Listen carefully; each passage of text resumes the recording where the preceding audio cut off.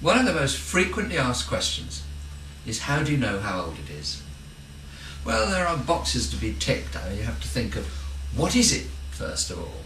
I mean, you couldn't have Shakespeare's typewriter because we didn't have typewriters till the 1840s. And what's it made of? Another box to tick. Well, you couldn't have George Washington's false teeth made of plastic. They had to be made of wood because we hadn't discovered plastic in the 18th century. And finally, there's shape. What sort of shape is it? Every age had a shape which gives us a guide to its period. Let me explain. Let's try the 18th century. In the 18th century, there are two main designs.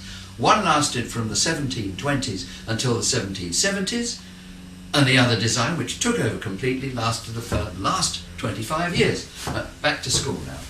I'll show you what I mean. The basic shape for all utensils, domestic items, for the first 50, 60 years of the 18th century was the baluster. Okay, let's look like this. And it was the same form as the balustrading on a great big house. You had this, rows of those little pots all along made all the fencing and the balustrading. The thing was that if you put a handle on that shape, you had a mug. And if you put a lid on it, you had a tankard. Tankards have lids, mugs don't.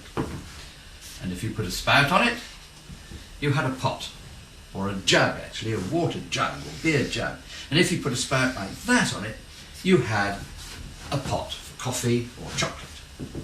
Now that affected every type of utensil, whether it was pewter, copper, brass, silver, glass, everything. And also in furniture. If we take another little baluster like this, there it is again, but if we do this with it,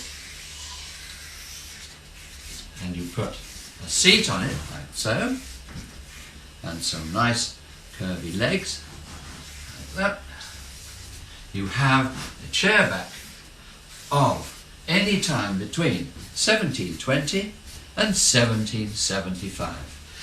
During that period, this became pierced, these wings took off, but nevertheless, it was the same basic curvilinear shape. That off, and it affected even the most modest little pieces of furniture. For example, a table, a little tripod tea table. There is the stem from 1720 to 1775. Now, during the 1750s, we started to excavate all through Europe. People went on the grand tour and we dug down to find what the ancients put in their houses 2,000 years ago.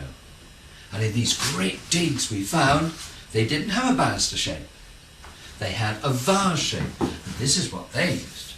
A simple, elegant, rather like an egg cup. Like so. And exactly the same thing applied. After 1775, this became the fashion. The baluster went out and in came this, and you put a handle on, you've got a cup, put a lid on, you've got a mug, a tankard, and you've got a spout to make it into a little jug, or in this case they use straight spouts to make it into a pot. Teapots, coffee pot, hot water jug, everything, even egg cups. And it affected furniture in exactly the same way. Here you've got, and it'll be no surprise to see here, the familiar shield shape back. And we put some slats in it like so, put a little seat on, and we put some square taper legs this time, and you have that all familiar Hepplewhite chair. And finally, just to complete the picture, the same thing happened with our little table, which had a little taper stem, and instead of a baluster, it had a little vase shape at the bottom, little platform, and then three lovely, or four sometimes, little legs with casters at the bottom, and the top one. 1775 to 1800. And that's how we start to look at how old it is. That's all there is to it.